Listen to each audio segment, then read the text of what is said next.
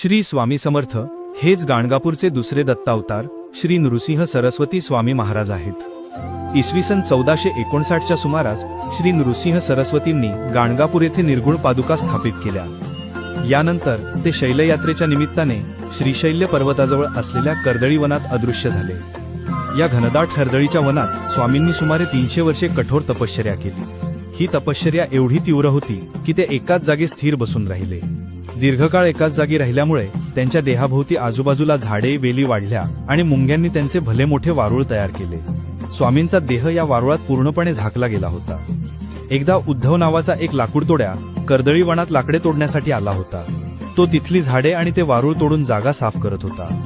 लाकडे तोडत असताना नकळतपणे त्याच्या कुऱ्हाडीचा प्रहार त्या वारुळावर बसला। कुऱ्हाड वारुळावर पडताच वारुळातून रक्ताची धार वाहू लागली। हे पाहून लाकूडतोड्या अतिशय भयभीत झाला। त्याच क्षणी वारुळातून श्री स्वामी समर्थ महाराज जागृत होऊन बाहेर आले। कुऱ्हाड लागल्यामुळे त्यांच्या मांडीला जखम झाली होती आणि रक्त वाहत होते। तपस्वी महापुरुषाला आपल्या हातून इजा झाल्याचे पाहून लाकूडतोड्या घाबरला आणि स्वामींच्या पायावर पडून क्षमा मागू लागला। स्वामींनी त्याला तत्काळ क्षमा केली आणि भिऊ नकोस, मी तुझ्या पाठीशी आहे असे अभयदान दिले। या घटनेमुळे स्वामींची दीर्घकाळची तपश्चर्या संपन्न झाली। आता त्यांनी लोकांमध्ये जाऊन भक्तांवर कृपा करण्याचे, त्यांना सन्मार्गाला लावण्याचे आणि लोककल्याणाचे कार्य करण्याचे ठरवले।